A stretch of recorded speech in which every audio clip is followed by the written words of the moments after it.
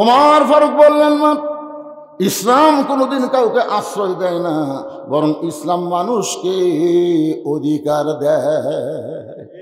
মেয়েটা বলতেছে, আমির আল মুমিনিন, ইসলাম আমাকে কি অধিকার দিবে? ওমর ফারুক বললেন, তোমার বয়স কত? এ মায়েরা যারা পর্দার অন্তরে আছেন একটু মনোযোগ দিয়ে শুনবেন। ওমর ফারুক মেয়েটাকে বললেন, তোমার বয়স কত? বলে, 6 বছর বয়সে ঈমান গ্রহণ করেছি, আর 12 বছর জেলখানায় কাটাইছি।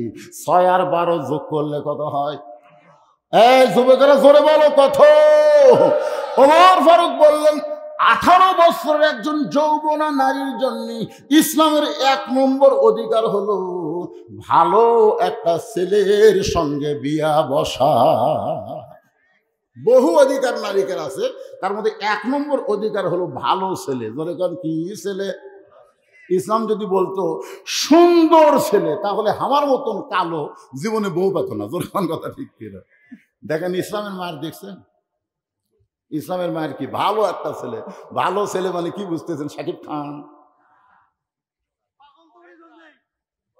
না না, আমি তো বলতেছি ভালো। হ্যাঁ, খেয়াল করে শোনেন, ভালো একটা ছেলের সঙ্গে তোমার বিয়ে বসার অধিকার আছে।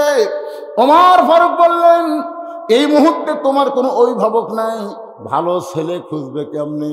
ভালো ছেলে কেমনে খুঁজবে? বাংলাদেশে ভালো ছেলে খোঁজে না, খালি মেয়া খোঁজে। ধরে কোন কথা ঠিক কিনা? শোনো, আমি একটা ভালো ছেলের খবর দিচ্ছি, দেখো তো ছেলেটা তোমার পছন্দ হয় কিনা। মেয়েটা বলতেছে, আমির আল মুমিনিন, তাহলে বলেন তো সেই ভালো ছেলেটার নাম কি? ওমর ফারুক বললেন, ছেলেটার নাম হলো আব্দুল্লাহ, বয়স হলো 22 বছর, লম্বাই হলো 6 ফুট 2 ইঞ্চি, গায়ের রং ফর্সা, কাঁধ বরণ চেহারা, 6 লক্ষ হাদিসের হাফেজ, বাবার নাম হলো ওমর।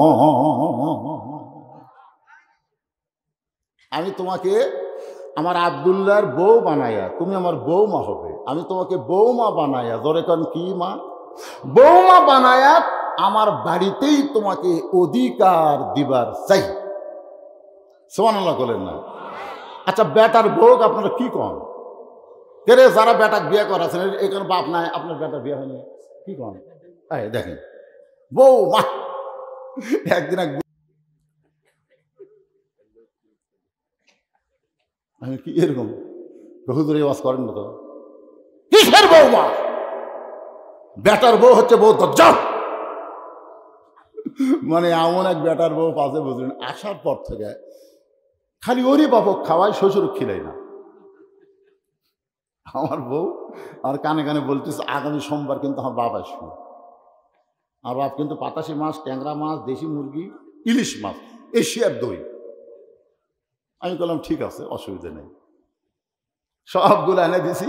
সোমবার সকাল থেকে আমার বউ পাকত বসে গেছে, একটা কাজের লোক নিয়ে। দুপুরে বেলা ডেকে টেবিল ভরা খাবার, 16-17 আইটেম করে শ্বশুরের সামনে দিয়ে। শ্বশুর তো খাবারই পারে না, আর বউ খালি বলতেছে, আর 1 টুকরা খান আব্বা, আর 1 টুকরা খান আব্বা। শ্বশুর বলতেছে, এই জন্যই তো আমি রাগ করে আসিনি, এত খাওয়া যায়। আমি দূর থেকে চোখের পানি বের করে মনে মনে করলাম, মাবুদ, মেয়েরা তার বাপকে কত ভালোবাসে, বাবা খাবার খায় না, তারপরে জোর করে খাওয়ায়। কয়েকদিন পর দিকে আমার বাবা বিস্কুট খাইতেছে, আর কিছুক্ষণ পর পর এই লোক, কিছুক্ষণ পর পরে আমি যেই কাছে আসলাম, আব্বা কাইকারে, হুজুরাই হুজুরাই, তুই ভালো বিস্কুট চোখে দেখিস না? এ কি বিস্কুট রে? যতবার আমি আসি তোর বউ 1 থালি বিস্কুট দেয়, খালি দাঁতের সাথে লেখা যায়। মানে বিস্কুট যখন টাটকা ছিল তখন আমার বউ আমার বাবক দেয়নি, যখন ব্যস্তা হচ্ছে আর পিঁপড়াও খায় না, পোকাও খায় না, ওটা দিছে শ্বশুর। আমি চিন্তা করলাম, ও তোর বাপ আসলে 15 আইটেমের খাবার, আর আমার বাবা আসলে 22টা বিস্কুট। লিয়াবলুয়াকুম আইয়ুকুম আহসানু আমালা, আল্লাহ বলতেছে তোমাদের পরীক্ষা করা হবে সুন্দর আমলের। এই মুহূর্তে আমার আমল কি? আমার আমল কি? আমার আমল কি? না না, আমার আমল কি? ভিতরে ইমান বলতেছে। আস্তে আস্তে ঘরের মধ্যে দেয়, একটা বুদ্ধি করলাম যে আমার বউ তো ঘরের মধ্যে আনা লাগবে, কি করে আনা যায়?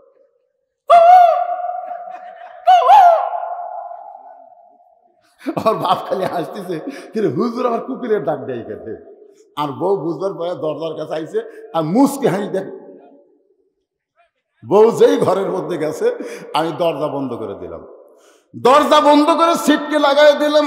আমার আব্বা খাওয়া বাদ দেখে, বুঝলো এই বুঝলো, বউকে ঘরের তোলা দরজা বন্ধ করলি কেন? আমি বললাম ইন্নাল্লাহ মা সাবিরিন, আব্বা একটু ধৈর্য ধরেন, আব্বা একটু ধৈর্য ধরেন। আমি এটি টুটি ধরলাম না, কেন হাত দিলাম যে তোর বাপ আসলে 17 পর কাইটি আর আমার বাপক 22টা বিস্কুট, তুই যদি সকালবেলা মরিস বিকেলে আমি বিয়ে করবো, কেউ ফতুয়া দিবি না।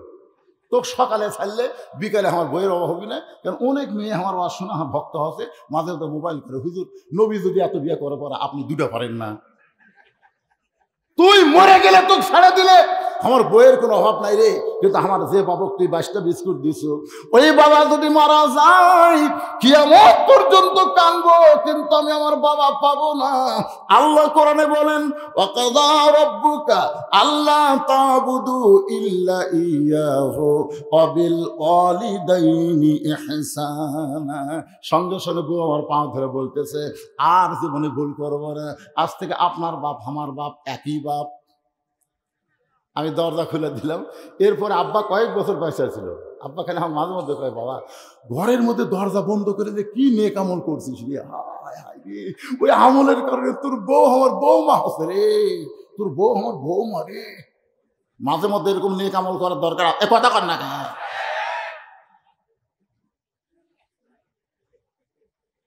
আমার মায়েরা বোনেরা যারা আছেন দেখবেন এরা বাবার আত্মীয় ভালোবাসে, শ্বশুর আত্মীয় পছন্দ করে না। বাবার বাড়ির কুত্তে আসলে তাকেও খাবার দেয়, বাবার বাড়ির কুত্তে জোরে কন ঠিক, বাবার বাড়ির ফকির আসলে বিছনা পেড়ে দেয়। কে রে এটা তো ফকির? না আপনি জানেন না, এটা আমার বাপের এলাকার ফকির, আমার চাচা হয়। ও তোর বাপের এলাকার ফকির চাচা হয়। আর শ্বশুরের ভাই আসলে আমি তো আপনাকে চিনি না, চা পাত খালি জুতের বাড়ি, জোরে কর কথা ঠিক। আমার মায়েরা মনোযোগ দিয়ে শোনেন, যে আমলের নেক আমলের পরীক্ষা হবে সেই পরীক্ষা নিয়ে কথা বলতেছি।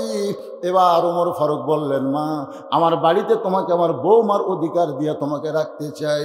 মেয়েটা বলতেছি আমিরুল মুমিনিন, আপনি কিন্তু আমাকে বলেছেন ভালো একটা ছেলের সঙ্গে বিয়ে বসার অধিকার আছে, আপনার আব্দুল্লাহ কি সব চাইতে ভালো? ওমর ফারুক বললেন আমার দুই চোখে আমার আব্দুল্লাহর চাইতে ভালো কোনো ছেলে তো পড়তেছে না। মেয়েটা বলতেছে আমিরুল মুমিনিন, তাহলে আমি একটা ছেলের খবর দিব, দেখেন তো এই ছেলেটা কেমন লাগে।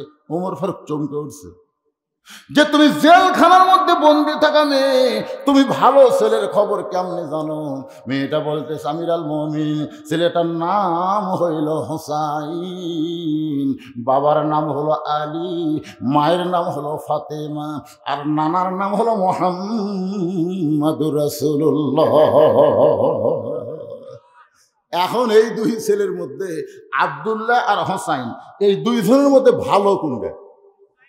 জোরে কম। দুটাই ভালো, দুইটাই ভালো, কিন্তু বেশি ভালো। ওমর ফারুক চোখের পানি বের করে বলতেছেন মা সাইদুস শাবাবে আহলেল জান্নাহ হাসান হোসেন রাদিয়াল্লাহু তাআলা আনহুমা, জান্নাতি যুবকদের সরদার হবে হাসান হোসেন। আমার আব্দুল্লাহর চাইতে হোসেন কোটি কোটি গুণ ভালো। তুমি এটা বলতেছে হোসাইনের মতন ভালো ছেলে থাকতে আপনার আব্দুল্লাহর সাথে বিয়ে বসবে কেন?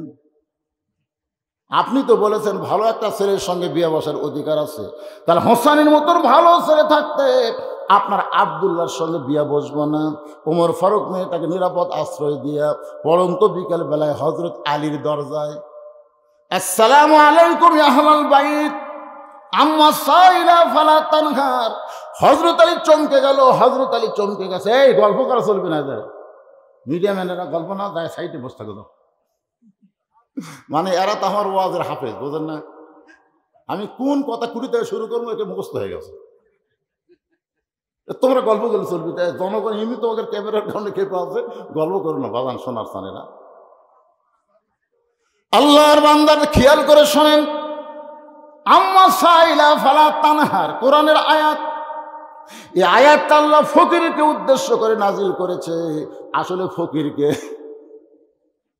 আসলে ফকিরকে কথা কয় না, আমরা ধনী লয়, আমরা ফকির। আরে বাবা, হযরত আলী দরজা খুলে বলতেছে, আমিরুল মুমিনিন, আপনি ফকিরের আয়াত কেন তেলাওয়াত করলেন? ওমর ফারুক বলে, আলী রে, জীবনে কোনোদিন ঘটকালি করি নাই, আজকে প্রথম ঘটক হয়ে তোমার বাড়ির দরজায় তোমার হোসেনের ব্যাপারে একটু ঘটকালি করতে চাই। হযরত আলী বলতেছেন, আপনার মতন মহান ব্যক্তি যখন ঘটক হবে তখন পাত্রী অবশ্যই ভালো হবে। ওমর ফারুক বলতেছে, ১ নম্বর গুণ হচ্ছে ৬ বছর বয়সে ঈমান গ্রহণ করছে। কয় বছর? ২ নম্বর গুণ হলো ১২ বছর ঈমানের পরীক্ষা দিয়েছে। ইন্নাল্লাযীনা ক্বালু রাব্বুনাল্লাহু সুম্মা ইসতাকাম। ৩ নম্বর গুণ হলো আমার আব্দুল্লাহকে পছন্দ করে না, আমি সেই মেয়েটার সঙ্গে তোমার হোসেনের ব্যাপারে ঘটকালি করতে চাই। আলী মুসকে মুসকে হাসার করে, আমি মনে মনে এমন একটা মেয়ে হোসেনের জন্য খুঁজতেছিলাম। সুবহানাল্লাহ কবেন না? আপনারা বলেন তো, দেখে দেখে খোঁজা না মনে মনে খোঁজা, কোনটা ভালো? এক ছেলের বাপ বলতে, হুজুর এ পর্যন্ত 19টা দেখছি, এখনো পছন্দ হয়নি। তা আমি বললাম, কে ভাই আবার বিয়ে করবে? হুজুর আপনি বোঝেন না, আমার জন্য না তো, আমার ছেলের জন্য। তো কিভাবে দেখলেন? লাড়া ছাড়া দেখছি হুজুর, লাড়া ছাড়া দেখছে, মেয়ের হাত ধরে টিপতেছে আর বলতেছে, মা তোমার নাম কি মা? কোন স্কুলে পড়ো মা? মানে এরকম 19টা মেয়ে লাড়তে লাড়তে বুড়া লুচ্চা হয়ে গেছে। ধর এখন কি হয়ে গেছে, ওই আরো লাড়বি, বেটা বিয়ে দিবি না, ওই লাড়ার একটা ধান্দা তুলছে। কি ধান্দা? বুড়া করে তো খাড়া হয় না, খালি লাড়া। ধরে কর, এ কথা বোঝেন না কেন? বুঝতেছেন না কত বড় খারাপ বুড়ে? আপনারা কি মনে করছেন দেখে শোনা বিয়ে করানো যাবে না? আমার এলাকার এক ছেলে বিয়ে করবার যায়, বিয়ে করেনি, তার বাপ বিয়ে করছে। তার মানে কি, বিয়ের আগে বেটার জন্যও তা, বাপের জন্যও তাই। জোরে কোন কথা ঠিক না? লাগিচ্ছে দেখি তো মাত্র কোন পক্ষের মা হয় না? বিয়ে করানোর পরে তোর বৌমা হবে, তার আগে কেউ না। জোরে কথা কন না ভাই? হযরত আলী বলতেছেন, মনে মনে এমন একটা মেয়ে খুঁজতেছিলাম। ওমর ফারুক বলে, আলী রে, তাহলে আল্লাহ আমার ঘটকালি কবুল করেছে। এই বলে 2 জন যখন কোলাকুলি করতেছে, এমন সময় হোসেন ঘর থেকে বের হয়ে বলে, ও 2 মুরব্বী, আপনার 2 জন যেইভাবে কোলাকুলি করতেছেন মনে হয় বিয়ে আপনারাই করবেন। ওমর ফারুক রাস্তা দিয়ে গেলে শয়তান কয়দিন যায় না? সেই হযরত ওমরের চেহারা রক্তের মতো লাল করে বলে, হোসেন, আমরা যে 2 জন তোমার মুরব্বী, আমাদেরকে তুমি কি মুরব্বী মানো না?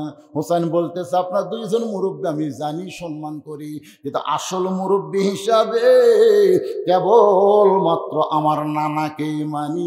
একমাত্র নানা ছাড়া এই দুনিয়ার কাউকে পুরাপুরি মানা যাবে না। এই জন্য আল্লাহ বলেছেন, কুল হে রাসূল, আপনি বলেন, ইন কুনতুম তুহিব্বুনাল্লাহ ফাত্তাবিউনি। আজকে খালি এই যে মানা বেশি হয়ে গেছে। আগে তবলিগের 1 মুরব্বী ছিল, কয় মুরব্বী? এখন 2টা হচ্ছে, একটা এতাতি, একটা অজাহাতি। আই রে মারামারি ভাই, একসাথে আমি চিল্লে দেওয়া দেখছি। এখন 2 জন 2 গ্রুপত গেছে, একজন আলিমের গ্রুপত গেছে, আর একজন এতাতে আগে গ্রুপত আছে। ও রে কি কাফের! খালি বেশি মুরব্বী মানার কারণে আমাদের বাংলাদেশে কাদরিয়া, চিশতিয়া, নকশবন্দিয়া, মুজাদ্দিদি হয়ে গেছে। জোরে কোন কথা ঠিক কি না? এত তরিকা লাগবে না, তরিকা মাত্র একটা। জোরে কোন কয়টা? আল্লাহর হুকুম আর নবীর তরিকা। এ তোর আলাদা আলাদা তরিকা বানানোর পারমিশন কে দিল রে? জিকিরের মধ্যে চিশতিয়া তরিকার জিকির, চিশতিয়া চিশতিয়া আর মধ্যে এটা কি কয়? মুজাদ্দিদিয়া, এটা কাদরিয়া।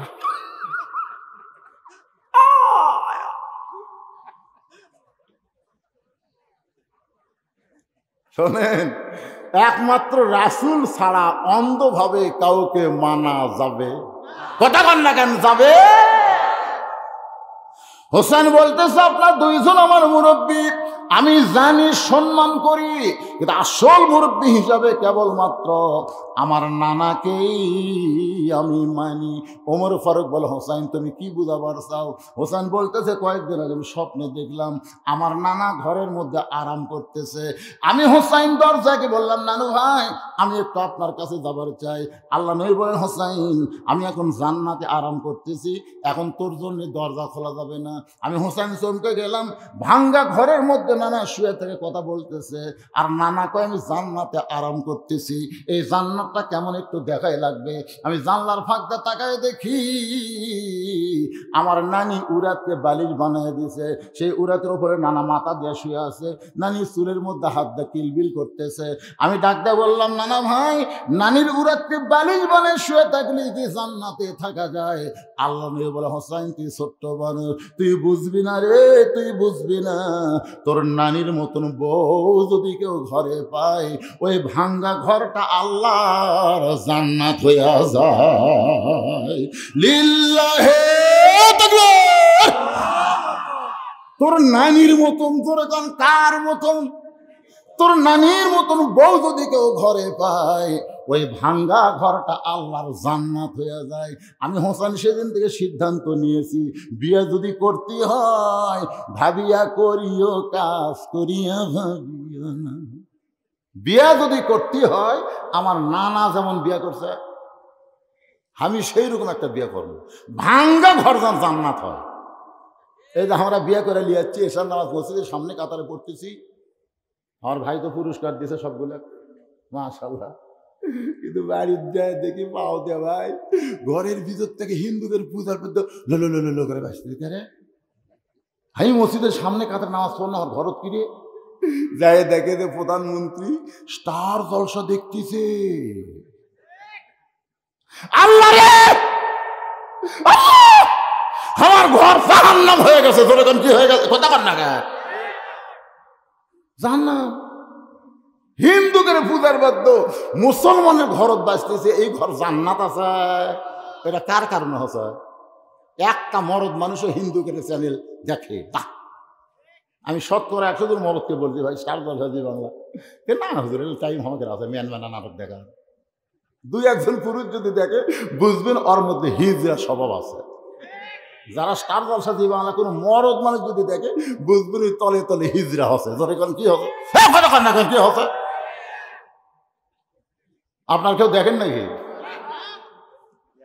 দেখলে পরীক্ষা করা লাগবে যৌন বিশেষজ্ঞর কাছে, আপনি কি মরদ আছেন না হিজড়া আছেন। একটা পুরুষ মানুষ এই হিন্দুদের চ্যানেল দেখে না, কথা বল না, এই খালি মেয়েরা, এই মেয়েরা শেষ করল। আমার মায়েরা শোনেন মনোযোগ দিয়া, স্টার জলসা জি বাংলা থেকে কোরআনের ওয়াজ শুনলে হবে না। আজকে কান ধরে তওবা করেন মা, মান তাশাব্বা বিকওমিন ফাহুয়া মিনহুম, কালা রাসূলুল্লাহ সাল্লাল্লাহু আলাইহি ওয়াসাল্লাম। আল্লাহ নবী বলেছেন, যে জাতকে যে বেশি পছন্দ করবে ওই জাতের সঙ্গী তার কিয়ামত হবে।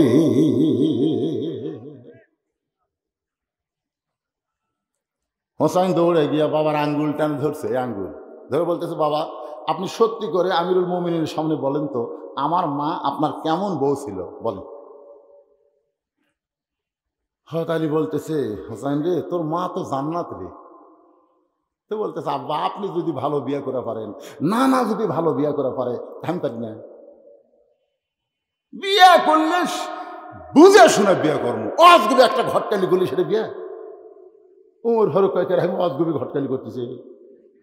আমি যে মেয়ের ঘটকালি করতেছি ওই মেয়েটার সঙ্গে তোমার বিয়ে হলে তোমার ঘরও তোমার নানির মতন মায়ের মতন জান্নাত হয়ে যাবে। ধরে কর সুবহানাল্লাহ। হোসেন বলতেছে, আমিরুল মুমিনিন মনে কষ্ট নিয়েন না, আমি সিদ্ধান্ত নিয়েছি আমি সেই মেয়েকে বিয়ে করব যে মেয়ে আমার 3টা প্রশ্নের উত্তর দিবার পারবে। ধরে কোন কয়টা? দ্বিতীয় বক্তা ওয়াজ করেছে, পাদ্রী বলেছে উমরকে 4টা প্রশ্নের উত্তর দেওয়া লাগবে। ধরে কোন কয়টা? আব্দুল্লাহ ইবনে আব্বাস উত্তর দিবে, কিন্তু উত্তর দেওয়ার আগেই কিন্তু বক্তার ওয়াজ শেষ হয়ে গেছে। ধরে কোন কথা ঠিক কি না? যতক্ষণ আমরা পেঁচাল পারলাম সেখান থেকে 8 ঘন্টা দ্বিতীয় বক্তাকে যদি দিবার পারতাম তাহলে 4টা প্রশ্নের উত্তর শুনলে আমাদের মনটা বড় ভালো হতো। জোরে কোন কথা ঠিক কিনা? দ্বিতীয় বক্তার ওয়াজ আমিও দিবার পারবো উত্তর, কিন্তু আমি দিলে আমার বাপজান মন খারাপ করবে। এই জন্য এখন যে 3টা প্রশ্ন, হোসাইন বলতেছে আমি সেই মেয়েকে বিয়ে করব যে মেয়েটা 3টা প্রশ্নের উত্তর দিবে। ওমর ফারুক বলে হোসাইন তুমি কি 3টা প্রশ্ন করবা? হোসেন বলতেছে যাকে বিয়ে করব তার সামনে প্রশ্ন আউট হবে, অন্য কোন মানুষের সামনে প্রশ্ন আমি বলবো না। ওমর ফারুক বলে আলী রে, তোমার হোসেন যে 3টা প্রশ্ন করবে এই বিষয়ে তোমার ধারণা কি? আলী বলতেছে জীবনের প্রথম শুনলাম। ওমর ফারুক বলে আমিও জানি না, তুমিও জীবনের প্রথম শুনলা, তাহলে মেয়েটা উত্তর দিবার পারবে না। আমার ঘরটালি আল্লাহ কবুল করলো না। কানতে কানতে মেয়েটার দরজায়, মা আমার আব্দুল্লাহ বিয়া কর মা, তোর জীবন শান্তি হবে। মেয়েটা বলতেছে খালি একটা বার বলেন হোসেনের চাইতে ভালো, খালি একটা বার বলেন আব্দুল্লাহ হোসেনের চাইতে ভালো, আমার কোনো আপত্তি নাই। ওমর ফারুক বলে যেটা বলা যাবে না সেটা কেমনে বলবো, তবে শুনে নাও মা, হোসেন সেই মেয়েকে বিয়ে করবে যে 3টা প্রশ্নের উত্তর দিবার পারবে। যেই প্রশ্ন আমি ওমর জানি না তার বাবাও জানে না, তাহলে তুমি কেমনে উত্তর দিবা? মেয়েটা বলতেছে আমিরুল মুমিনিন, হোসেন কি 3টা প্রশ্ন করবে আমি জানি না, তবে আমার ঈমান বলতেছে আমি না পারলেও আমার আল্লাহ পারবে। লিল্লাহে তাকবীর। আমার ঈমান বলতেছে, জোরে কান কি? প্রধানমন্ত্রী কইছে 23 সাল দুর্ভিক্ষের বছর, আসলে 23 সাল দুর্ভিক্ষের বছর হবে না, আমার ঈমান বলতেছে পরিবর্তনের বছর হবে। ঈমান ঈমান আমাকে ঈমান কি কয়? নামবি না হুজুর? নামবি না? নামবি না হুজুর? আমার তো একজন নেতা কইছে যতই অ্যাঙ্গেলে ওয়াজ করেন ডাইরেক্ট ওয়াজ করেন নামবি। আমি নেতার কাছে বললাম ভাই একটু সাইডে চলেন, আপনার একটু গল্প শুনেন। কি গল্প হুজুর? শোনেন, 5 তলা তুটে 1.5 লাখ টাকার খাট আর 12,000 টাকার কম্বল ওড়ে তামাই রাত 9টার সময় দাওয়াত দিয়ে বলতেছে আমার বাড়ি আমার ঘর আমাক নামাইকে। এই কথা বলে লোকটা শুইছে। 3টার সময় আল্লাহ একটা ভূমিকম্প দিছে, এমন ভূমিকম্প দিছে ভয়ের ঠেলা আমি নামছে ঠিকই, কিন্তু কম্বলের মধ্যে লুঙ্গিটা আছে ওটাও পরার টাইম পাইনি। ফেরেশতা বলতেছে আল্লাহ ই করলো নামবি নামাইকে আর তুমি তাকে ন্যাংটা করে নামালে। আল্লাহ বলতেছে যারা ক্ষমতার অহংকার করে নাম্বার চায় না তাদেরকে আল্লাহ মাঝে মধ্যে এভাবে ন্যাংটা করেই নামায়। জোরে কোন কথা ঠিক কিনা?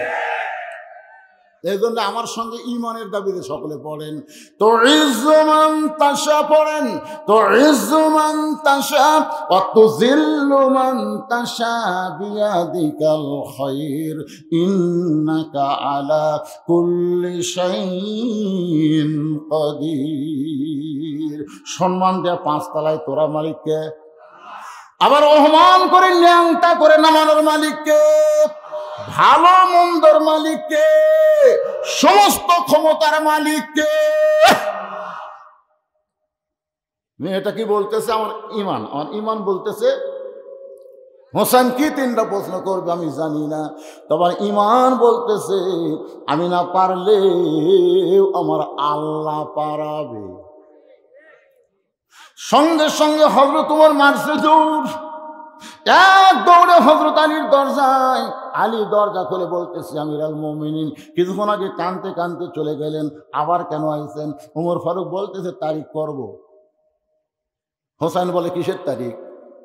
বলে রে বিয়ে করার তারিখ না রে, তুমি যে 3টা প্রশ্ন করবা এই 3টা প্রশ্নের উত্তর দিবার পারবে কি পারবে না তারই তারিখ। আলী বলতেছে আপনি কি পাগল হচ্ছেন? যেই প্রশ্ন আপনিও জানেন না আমিও শুনিনি, আর সেই প্রশ্নের উত্তর ওই মেয়ে দিবে? ওমর বলতেছে আলী ভাই মেয়েটা এমন একটা মারেফতের কথা কছে রে যে আমি না পারলে আমার আল্লাহ পারাবে। আর এই কথাটা বলেছে ঈমানের দাবিতে। কিসের দাবি? ঈমানের দাবি যদি কুরবানি হয় সেই দাবি ঘরে বসে থাকা না। বসে থাকবেন? ইমানের দাবি হলো কিছু বিনিময়, সেই বিনিময় যদি যে জুলুম হয়। ইমানের দাবি হলো কিছু বিনিময়, সেই বিনিময় যদি কলিজার ঘাম হয়। সেই ঘাম দিতে যেন তৈরি থাকি, ওগো দয়াময় আমার আল্লাহ দয়াময়। ইমানের দাবি হলো অগ্নিশিখা, বাতিলের বিরুদ্ধে জ্বলতে শিখা। ইমানের দাবি হলো অগ্নিশিখা, বাতিলের সঙ্গে আপোষ করা। দরকার আপোষ করা, দরকার হলে জীবন দিব, কিন্তু ইমান দিব। এই স্লোগানের সাথে কারা কারা একমত? আল্লাহ হাত তুলে দেখান তো। দরকার হলো জীবন দিব, কিন্তু ইমান দিব।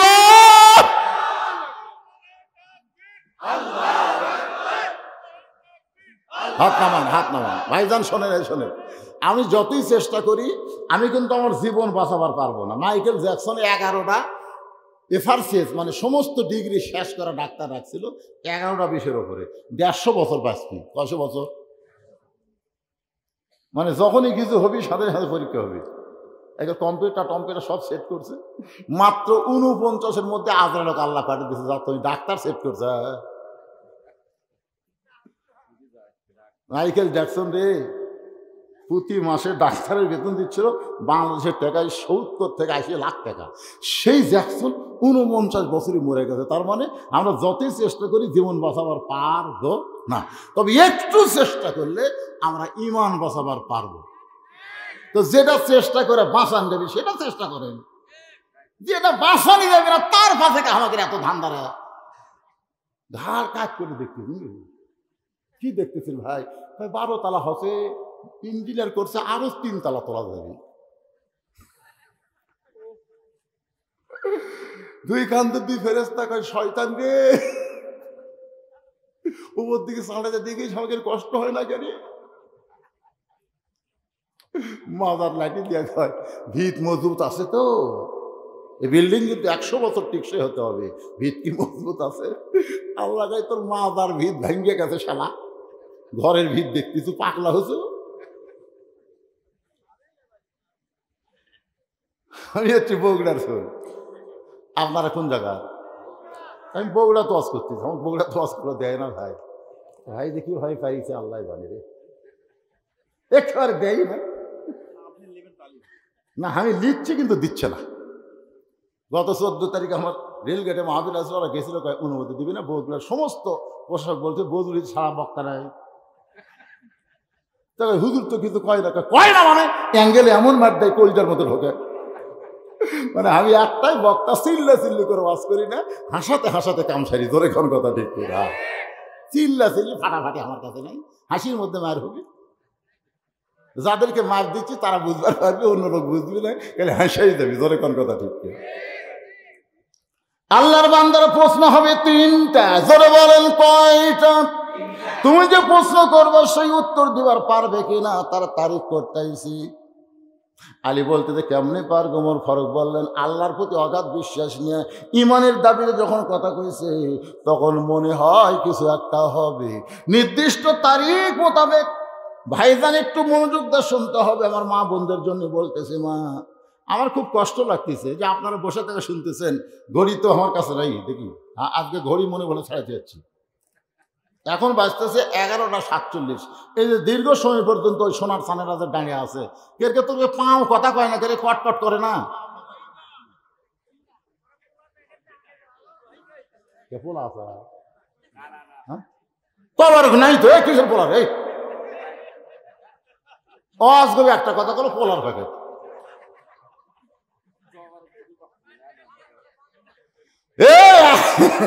আপনার তবরক কিন্তু নাই।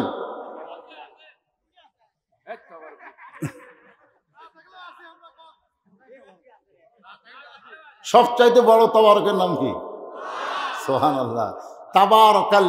তাবারাকাল্লাযী বিয়াদিহিল মুলক। সবচেয়ে বড় তাবারক হচ্ছে আল্লাহর কোরআন। সুবহানাল্লাহ কন্যা কেন? ডান পাশে হযরত ওমর বসে গেছে, বাম পাশে হযরত আলী, মাঝখানে হোসাইন। এই বসার সাইজটা খেয়াল করেন। ডান পাশে কে বসছে? কে? না না, এরা কে? আমি শালা রাজাকার। আজ কি যে হবি, নিজের চোখে তো আমি দেখছি রে ভাই, আমার দেখা কথা আমি বেশি করে। মসজিদের মধ্যে আমি ঢুকতে গেছি, ইতিমধ্যে ওরা তিনজন খালি ঘড়ি দেখতেছে, জামাতের সময় হয়ে গেছে, একটা হুজুরও নেই। আমি পাও দিবার চাই, চিন্তা করি দেমো, দিলে তো আমাকে মতো করা লাগবে, না দিচ্ছি না, ওরা কি করে। আমি ব্যাগ এসে জানলার ফাঁকতে তাকায় দেখি জামাত ইসলাম আওয়ামী লীগ বলতেছে, ভয়, জামাত ইসলাম ভয় আছে তো, ভয় বলছে যে ভাই আপনার দল ক্ষমতা আছে, আপনি সামনে যান।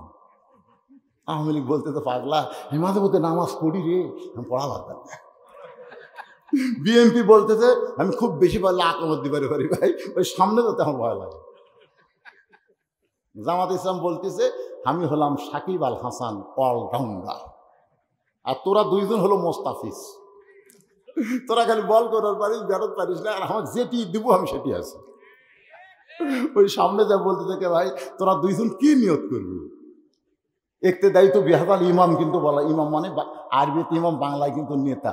আমার তোরা নেতা বানাবো? আওয়ামী লীগ কই তুই বাইরের কথা ভিতরে কোষ করে, আমি আওয়ামী লীগ ওই বিএনপি তুই জামাত, এটা হলো বাইরের কথা রে। ভিতরের কথা হলো আমরা তিন ভাই একসাথে নামাজ পড়বার চাই। সুবহানাল্লাহ।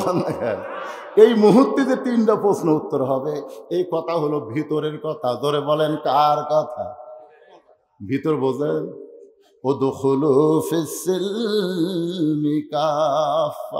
গাড়ির ভিতরে থাকতে হবে, হাত বার করা মাথা বার করা যাবে না, ল্যাপের ভিতরে থাকতে হবে, শীতের দিনে পাও বার করলে শরীর গরম হবে না, মশারির ভিতরে থাকতে হবে, মশা ধরবে না। ধরে কোন কথা ঠিক কিনা?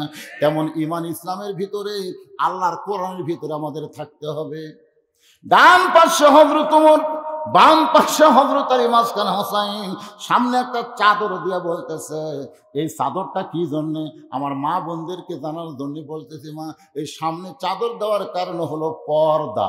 ধরে বলেন নাম কি? অথচ আমাদের বাংলাদেশের একজন গায়িকা বর্তমানে সংসদ সদস্য। ওরে শরীয়তের মাওলানা, চোখ দুইটা করলা কানা, মনের পর্দা বড় পর্দা তোমরা খুঁজা পাইলা না, তেতুল হুজুর বুঝলো না। তেতুল হুজুর বোঝেন? আল্লামা শফি রহমতুল্লাহ আলাই, যিনি লক্ষ লক্ষ আলেমের ওস্তাদ, যিনি হলেন আল্লাহর পিওর একজন ওলি। ধরে কারণ সুবহানাল্লাহ। সে আল্লাহর ওলিকে 2 টাকার গায়িকা বর্তমানে সংসদ সদস্য তেতুল হুজুর বানাইছে। মনের পর্দা যদি পর্দাই হতো তাহলে হযরত ওমর সামনে চাদর দিত না, চাদর দিয়ে বুঝাই দিল মনের পর্দা পর্দা না, পর্দা হলো আল্লাহর আইন। আজকে আমাদের বাংলাদেশে অনেক মেয়েরা বলে মনের পর্দাই তো সব, বলে না? অনেক মেয়েরা বলে, কিন্তু আর মায়েরা বলতেছে, মা শোনেন, মনের পর্দা পর্দা নয়, ওয়াকরনা ফি বুয়ুতিকুন্না ওয়ালা তাবাররুজনা তাবাররুজাল জাহিলিয়াতিল উলা। মায়েরা শোনেন। এবার ওমর ফারুক বলতেছে, হোসাইন এখন তুমি 3টা প্রশ্ন শুরু করো। এবার হোসাইন দাঁড়িয়ে বলতেছে, রে মেয়ে তুমি একলা একলা বসে আছো, তাই বলে মনে করো না তুমি একলা হয়ে গেছ। আমি হোসাইন বড় একলা হয়েছি। ওমর ফারুক কোনাতে ঘুরতে দেখায়, কে রে ভাই এটা কেমন কথা? হোসাইন বলে, রে মেয়ে তুমি একা একা বসে আছো, তাই বলে মনে করো না তুমি একলা হয়ে গেছো। আমি হোসাইন বড় একলা হয়ে গেছি। আমার 2 পাশে 2 জন মহামানব দেহ নিয়ে বসে আছে, কিন্তু মনে মনে মনে মনে তোমার পক্ষ নিয়েছে। নির্বাচন কমিশনার নিরপেক্ষ চেয়ারে বসে আছে, কিন্তু মনে মনে মনে মনে একটা দলের পক্ষ।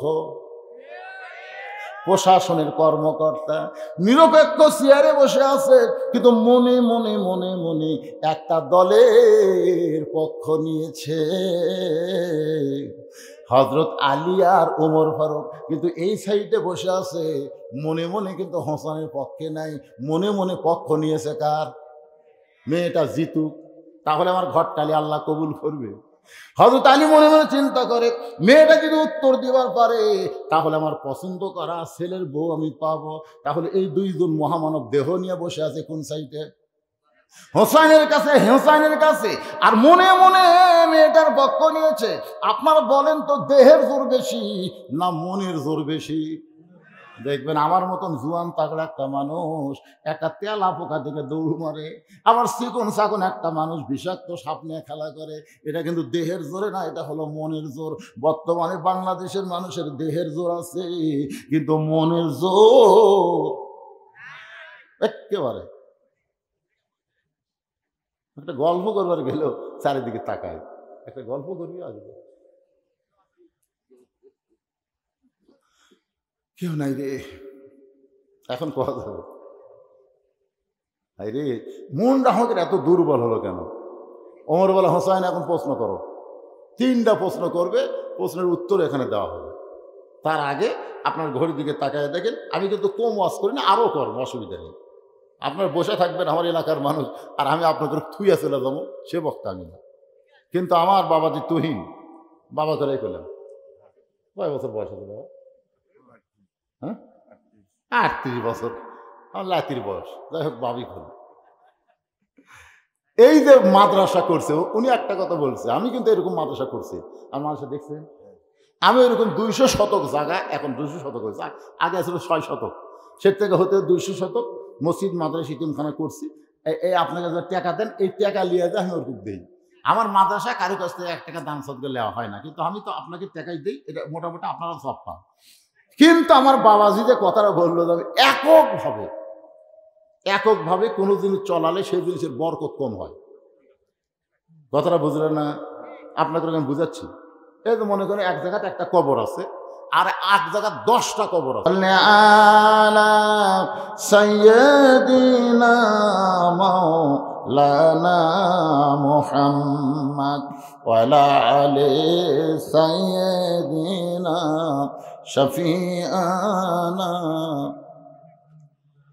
হোসেন বলে, রে মেয়ে, আমার 1 নম্বর প্রশ্ন হলো, আমার মাকে তুমি জানো? আমি কোন মায়ের সন্তান? কোন মা আমাকে গর্ভধারণ করেছে? আমার মা সম্পর্কে তোমার জানা আছে? হযরত আলী চমকে উঠছে, হযরত আলী চমকে উঠছে, কারণ আমি ছেলের সঙ্গে বসে আছি, ছেলে বাবার কথা না বলে মায়ের কথা বলতেছে। তার মানে আপনারা কি বুঝতেছেন? সন্তান ভালো মন্দ হওয়ার জন্য বাবা কিন্তু না, সন্তান ভালো মন্দ হওয়ার জন্য তার মা যথেষ্ট। ধরে কোন কথা ঠিক কিনা? একটা গানও আছে, বাবা আনন্দে মাতিয়া সাগরে ভাসাইয়া সেই যে চইলা যায় খবর লয় না, মাজন ধরিয়াই উদরে কত কষ্ট করে, 10 মাস পরে পায় প্রসবের বেদনা, এমন দরদি ভবে কেউ হবে না আমার মা গো। মেয়েটা পর্দার ওপার থেকে বলে, হোসাইন, আপনার মাকে আমি চিনি। প্রশ্ন করেছে, আমার মাকে তুমি জানো?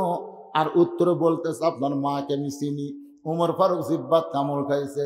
জিব্বাত কামড় খাওয়ার কারণ হলো প্রথম প্রশ্নই আউট, কারণ প্রশ্ন করেছে আমার মাকে জানো? ফাতেমাকে সবাই জানতে পারে, কিন্তু ফাতেমারে কেউ চিনতে পারবে না, কারণ ফাতেমা হলো পর্দানিশী নারী। জোরে কান কি নারী? পর্দানিশী নারীর খবর জানে অমুকের বউ আছে, কিন্তু আমরা কোনোদিন দেখলাম না।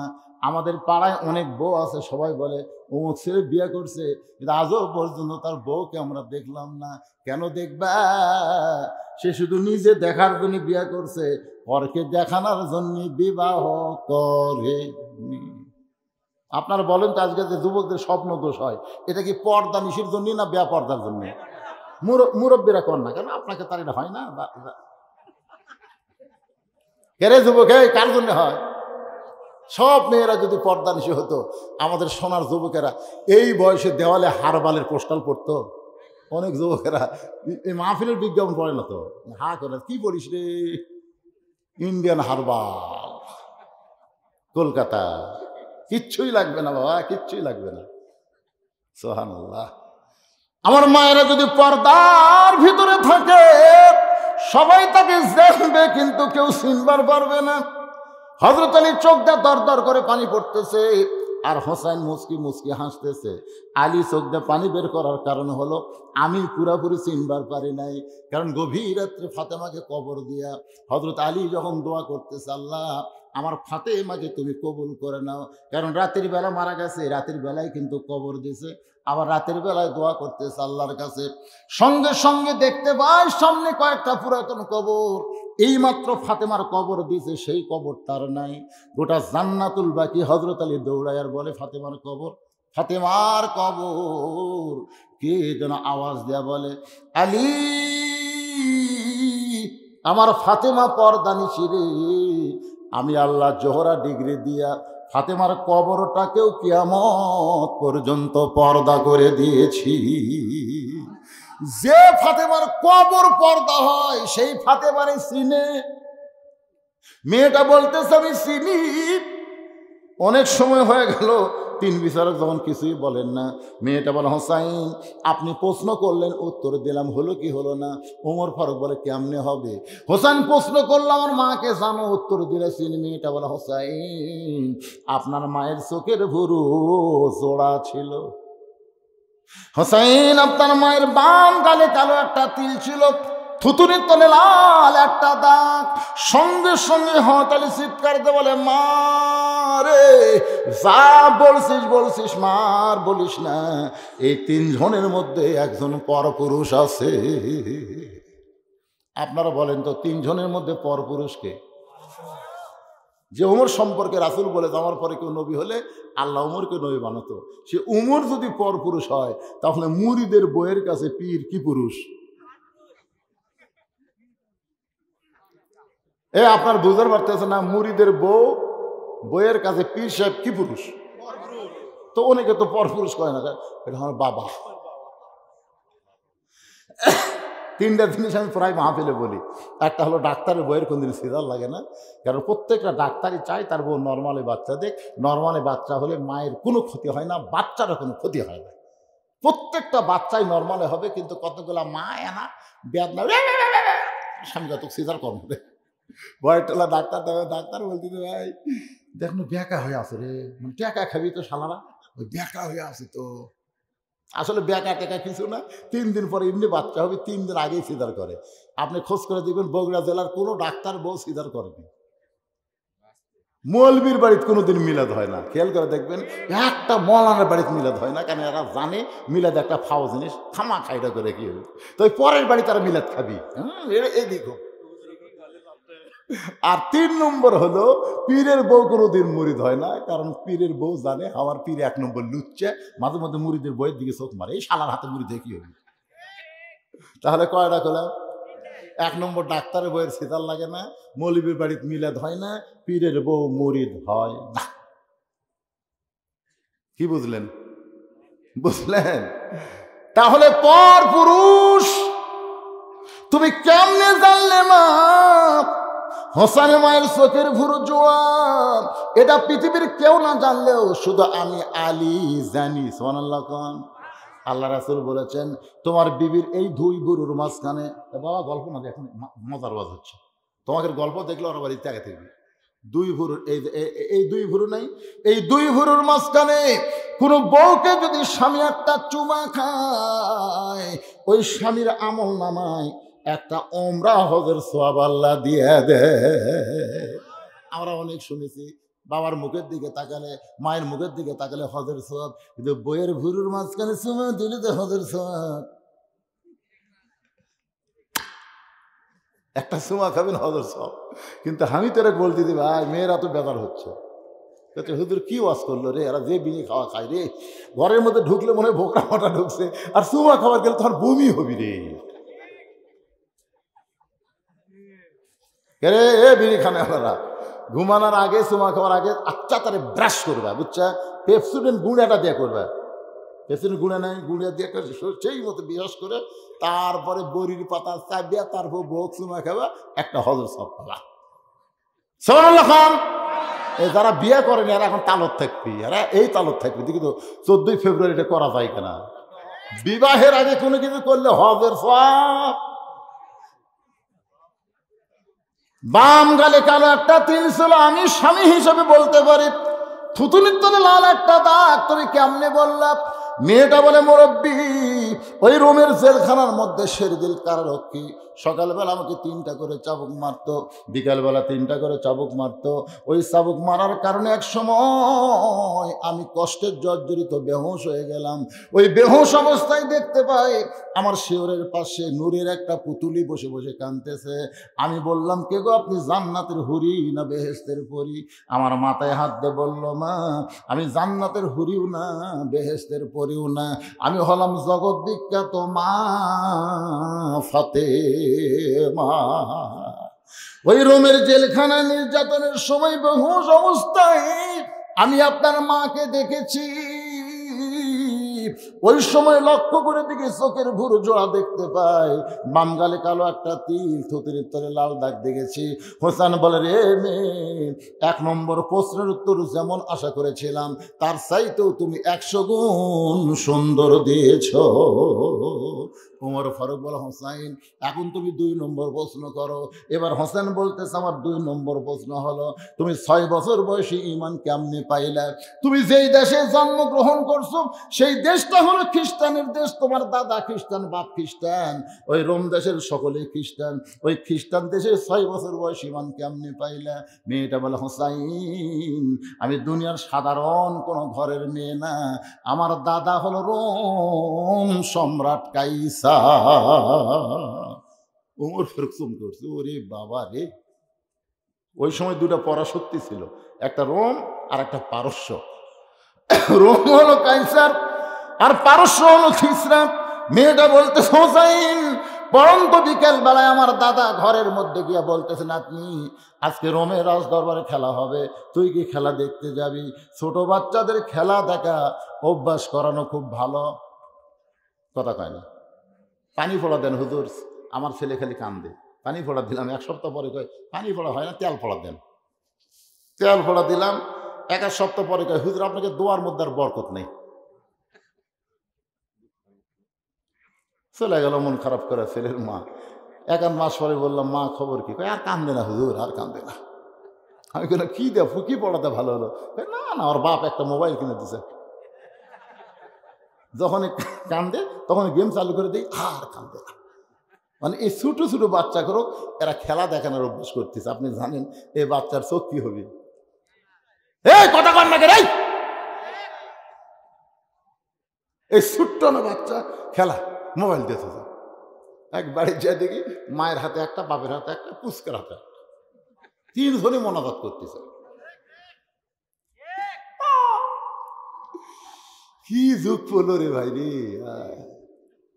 ওয়াজ করে সাহেব সেলফি তুলবার যা টেজ ভাঙিচ্ছে, বক্তাকে ছাড় দিচ্ছে না ভাই। এক বক্তা কথা এলে তোলা জায়েজ নাই, যেই কথা জায়েজ নেই তোর ওয়াসনাও যায় না। হে মানে সেলফি তুলবার না দিলে বক্তা পর্যন্ত বেসাই হয়ে যাচ্ছে। এই রে মোবাইল যা শুরু করলো ভাই, খেলা খেলা, পাবজি খেলা, ফ্রি ফায়ার খেলা, রাস্তা ধরে খেলতেছে, এত ব্যস্ত হয়ে গেছে। সমস্ত লোক যায়, ওই লড়ে না, ওই খালি খেলতেছে। এক কুত্তে যাওয়ার সময় চিন্তা করে, কে রে ই যে খালি একটু বসে থাকে, লড়ে না চলে না, কি করে? কুত্তে যাওয়ার পিঠের পাশে শুনবিচ্ছে, মনে করছে গাছের গোড়া, এই মনে করে পেশাব করে দিছে। তারপরে হুঁশ আছে, কে রে তাকে দেখে কুত্তে পেশাব করে গেল।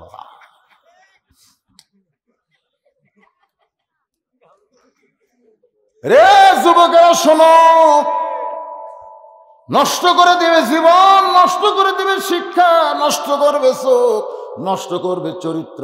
আর হেডফোন লাগাইলে ঠসা হবে, বউ খালি গালি দিবি তুমি মুস্কি মুস্কি হাসবা। আমাকে দেখা ঠসা স্বাভাবিক বউ গাইলাই ওইখানে হাসে, শুনবারই পায়। তো হেডফোন দিয়ে তারা গান শুনতেছে, ওরা কান ভালো থাকবি, এই যে চোখ দিয়ে সবসময় তাকে থেকে দেখতেছে, চোখ ভালো থাকবে না। ছোট মত 6 বছরের মেয়ে বলে, হোসাইন আমি আমার দাদার সঙ্গে খেলা দেখার জন্য রাজ দরবারে আসলাম। আমার দাদাকে বললাম, দাদা খেলা কোন জায়গায়? আমার দাদা বলে, ওই যে তাকায় দেখ। আমি তাকায় দেখি একটা মানুষের দুইটা চোখ কালো কাপড় দিয়ে বেঁধে রাখছে, ওই মানুষের দুইটা হাত কালো রশি দিয়ে বাঁধছে, ওই মানুষের দুইটা পা লোহার শিকল দিয়ে আটকায় রাখছে। আমি বললাম, দাদু ভাই খেলা দেখার কথা বলে নিয়ে আসলেন, কিন্তু ওইটা কি খেলা আমি তো বুঝতেছি না। আমার দাদা বলতেছে, ওইটা একটা মুসলমান, ওইটা একটা মুসলমান, ওই মুসলমানকে নিয়ে আজকে খেলা হবে। ওই যে তাকায় দেখ। মেয়েটা বলে, 6 বছরে তাকায় দেখি একটা আগুন চুলার দাও দাও করে জ্বলতেছে। সেই চুলার আগুনে বিশাল একটা দেখছি, মনে মনে তেল, নিচের আগুনের তাপে তেলগুলো টকবক টকবক করতেছে। আমার দাদা বলে, নাতনি রে, ওই মুসলমানকে হাত পাও বান্ধা উত্তপ্ত তেলের মধ্যে ফেলে দিব। আজকের খেলার নাম হলো মুসলমান মারার খেলা। আমি তখন জোর হাত করে বললাম, দাদু ভাই এই মুসলমানকে না মারার খেলা কি বন্ধ করা যায় না? মুসলমানকে মারার খেলা কি বন্ধ করা যায় না? আমার দাদা বলতেছে, 100 বার যায়। যদি মুসলমান একটা বারের জন্য বলে আল্লাহ রাসূল মানি না, খালি একটা বারের জন্য বলবো আল্লাহ রাসূল মানি না, তাহলে হাতের বাঁধন খুলে দিব, চোখের বাঁধন খুলে দিব, পায়ের শিকল খুলে দিব। কারণ তার সব বাঁধছি, কিন্তু মুখটা তো আমি বান্ধি নাই।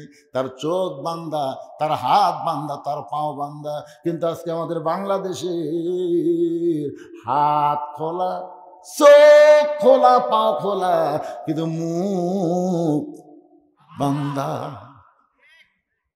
মুখ বান্ধা, কথা খোলা। সঙ্গে সঙ্গে মেয়েটা বলে, হোসাইন আমি 6 বছরের ছোট্ট মেয়ে মুসলমানের কাছে গিয়ে বললাম, মুসলমান একটা বারের জন্য শুধু বলেন আল্লাহ রাসূল মানি না, তাহলে আমার দাদা আপনাকে ছাইড়া দিবে। সঙ্গে সঙ্গে মুসলমান বলে, রে ছোট্ট মেয়ে, তোমার কাছে জীবনের গুরুত্ব আছে, কিন্তু আমার কাছে ইমানের গুরুত্ব বেশি। দরকার হলে জীবন দিব, কিন্তু এক মুহূর্তের জন্য আল্লাহ রাসূল ছাড়ব না। মেয়েটা বলে, হোসাইন সঙ্গে সঙ্গে আমার দাদা চিৎকার দিয়ে বলল, সৈন্যরা এই মুহূর্তে উত্তপ্ত তেলের মধ্যে ফেলে দাও। ওই মুসলমানকে যখন তেলের দিকে নিয়ে আসতেছে, 6 বছরের ছোট্ট মেয়ে বলে, হোসাইন আমি ছোট্ট অবস্থায় তাকায় দেখি মুসলমান সিনা টান করে উত্তপ্ত তেলের দিকে আসতেছে। মানে তার মৃত্যুর কথাই খেয়াল নেই, কারণ সে বিশ্বাস করে, সে বিশ্বাস করে ولا تقولوا لمن يقتل في سبيل الله أموات بل أحياء ولكن لا تشعرون।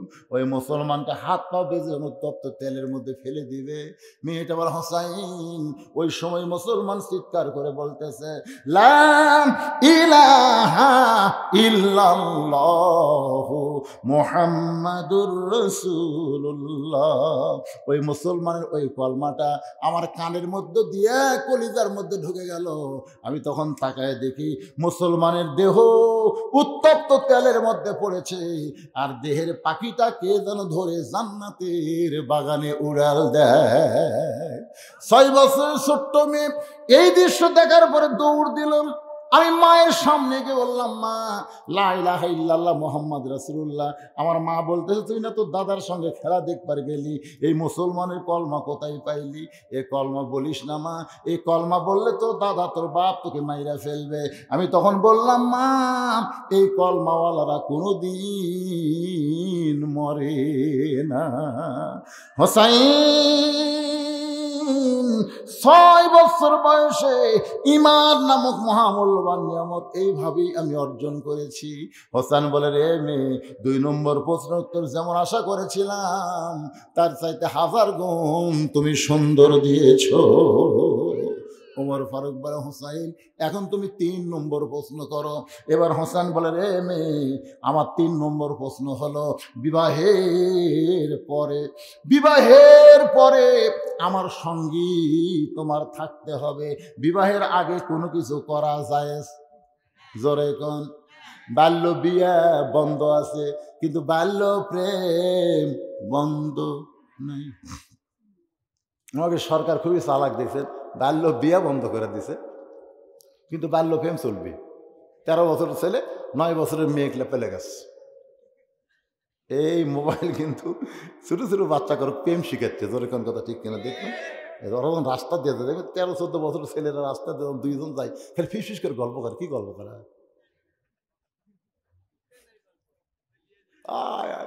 এরা মাঝে মধ্যে পরিমণির সাথে প্রেম করে আর কে রে, তোর বয়স কত? তুই তো নানি সমান রে। বিশ্বাস করবেন না, আমি 13-14 বছর এক ছেলের ম্যানি ব্যাগের মধ্যে পরিমণির ছবি দেখছি। আমি বললাম কে রে? না কে রে পাগলি, ই কি রে বুড়ি রে, তুই কি রে?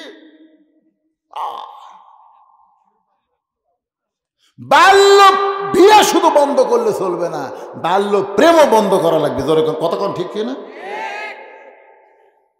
একটু মনোযোগ দিয়ে শুনবেন। হোসেন বললেন, রে মেয়ে, বিবাহের পর আমার সঙ্গী তোমার থাকতে হবে। মেয়েটা ফোঁপায় ফোঁপায় কাঁদতেছে। ওমর ফারুক বললেন, মা দুইটা কঠিন প্রশ্ন করলো, তার উত্তর দিলে, আর সহজ প্রশ্ন শুনে কেন কাঁদতেছ? মেয়েটা বলে, আমিরাল মুমিনিন, আমি যদি হোসেনকে বলি বিয়ার পরে আপনার সঙ্গে থাকবোই থাকবো, এই উত্তর দিলে হোসেন খুশি হবে না, আমাকে চিন্তা ভাবনা করে উত্তর দেওয়া লাগবে। ওমর ফারুক বলে, মা তাহলে কি বলবা? মেয়েটা বলে, হোসাইন আল্লাহর একজন নবী ছিলেন, সেই নবীর নাম হলো আয়ুব নবী। জোরে বলেন, কি নবী? আয়ুব নবী একদিন বাদশা ছিল, নবী ছিল, চাকর নকর অনেকগুলো বিবি ছিল। আয়ুব নবী যখন অসুস্থ হয়ে গেল, এক সময় শরীরের মধ্যে ঘা হয়ে গেল, তার বাদশাহী চলে গেল, এমনকি লোকালয় থেকে তাকে জঙ্গলে রেখে আসলো। দেহের মধ্যে যখন পোকা ধারণ করলো, কোনো বউ তখন আয়ুব নবীর সঙ্গে ছিল না, সবাই যখন দূর দূর করে তাড়িয়ে দিয়েছে, এমন সময় একটা বউ আয়ুব নবীকে ছাড়ে নাই, সেই বিবির নাম হলো রহিমা। হোসাইন রহিমার মতো বিয়ার পরে আপনার সঙ্গে সুখে দুঃখে সব সময় থাকতে চায়।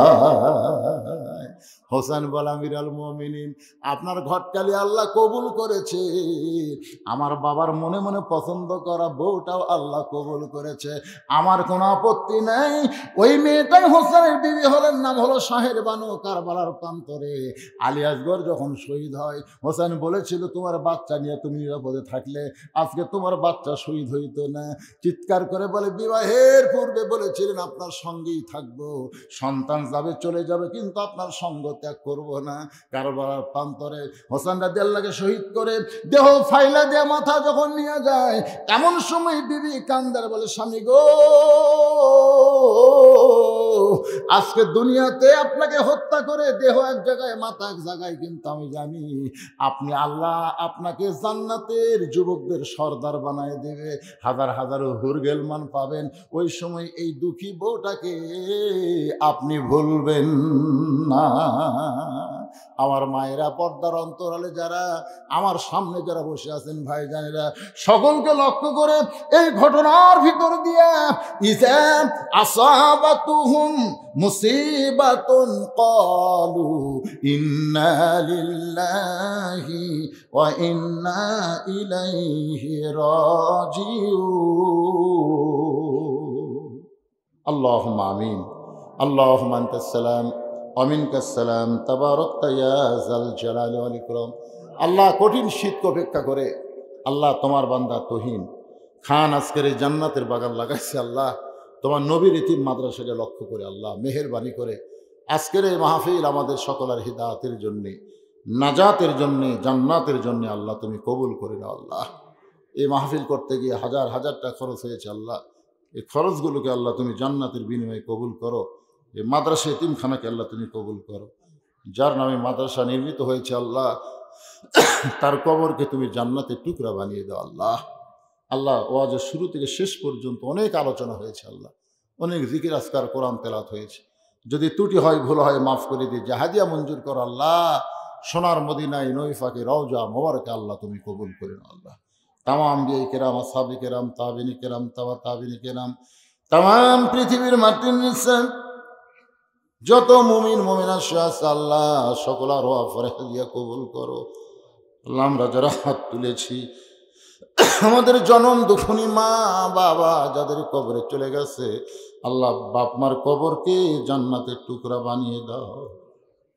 আল্লাহ, আমাদের দাদা দাদি নানা নানা আত্মীয় স্বজন শ্বশুর শাশুড়ি যাদের কবরে গেছে আল্লাহ কবরবাসীদের মাফ করে দাও আল্লাহ। আল্লাহ এই মাদ্রাসা 3 জন বাচ্চার মাথায় পাগড়ি পরানো হলো আল্লাহ, তাদেরকে হক্কানে হাফেজ আলেম হিসেবে কবুল করো আল্লাহ। মাদ্রাসার প্রতিষ্ঠাতা আল্লাহ তুহিন সাহেবকে কবুল করো আল্লাহ। তাকে সর্বাত্মক সহযোগিতা যারা করে এই মাদ্রাসার ব্যাপারে আল্লাহ তাদের সকলকেই তুমি কবুল করে নাও আল্লাহ। আজকেও যারা মাদ্রাসাকে মহব্বত করে অল্প হলেও কিছু দান করেছে আল্লাহ, তাদের দানগুলোকে জান্নাতের বিনিময়ে কবুল করো আল্লাহ। আমার মা বোনদের কবুল করো আল্লাহ। আজকে দীর্ঘ সময় আমি মা বোনদের নিয়ে ওয়াজ করেছি আল্লাহ। আবিদা সালিহা পর্দানি কবুল করে মা ফাতেমার চরিত্র আমার মা বোনদেরকে আল্লাহ তুমি দান করে দাও আল্লাহ। আল্লাহ তুহিন সাহেবের পরিবারের উপরে রহমত বরকতের দরজা খুলে দাও আল্লাহ, তার ব্যবসার মধ্যে বরকত দিয়ে দিও আল্লাহ। আল্লাহ আমরা যারা হাত তুলেছি, কে কোন নিয়ত করে হাত তুলেছি আল্লাহ, সকলের নেক নিয়ত নেক আশাকে আল্লাহ তুমি কবুল করো। আয় আল্লাহ তাআলা তার মনের মধ্যে যে নিয়তগুলো রয়েছে মাদ্রাসা ত্বরান্বিত করবে, বড় করবে আল্লাহ, সব নিয়তগুলো আল্লাহ তুমি কবুল করো। অত্র এলাকার সমস্ত মানুষগুলোকে মাদ্রাসার হিতাকাঙ্ক্ষী বানায় দাও আল্লাহ। তাদের বাচ্চাগুলো মাদ্রাসায় দিয়া কোরআনে হাফিজ আলেম হিসাবে তৌফিক দিয়ে দাও আল্লাহ। আল্লাহ মিডিয়া ভাইদেরকে কবুল করো আল্লাহ, মুরব্বীদের কবুল করো আল্লাহ। আল্লাহ এত কষ্ট করে মিডিয়া ভাইরা কোথা থেকে কোথা যায় আল্লাহ, তোমার কোরআনকে প্রচারের নিমিত্তে তাদেরকে কবুল করে নাও আল্লাহ। আল্লাহ আজকে আলেম ওলামা হাত তুলেছে, গোটা বাংলাদেশে আলেম ওলামা আজকে মাজলুম অবস্থায় আছে, অনেকে জেল জুলুমের ভিতরে আল্লাহ মানবতার জীবনযাপন করতেছে আল্লাহ। এই কোরআনের বন্দি ফাঁকিগুলোকে মুক্ত করে দাও, কোরআনের ময়দানে তার আবার কিচির মিছিল করবে আল্লাহ। আল্লাহ আমি গুনাহগার বলে দোয়া ফিরে দিয়েন আল্লাহ। এই শীতের ভিতরে খেলের উপরে বসে ঘন্টার পর ঘন্টা যারা আলোচনা শুনেছে আল্লাহ, তাদের সকলের হাতের মধ্যে যার হাত পছন্দ করো সেই হাতের ওসিলায় গোটা মাহফিলকে আল্লাহ তুমি কবুল করে নাও আল্লাহ।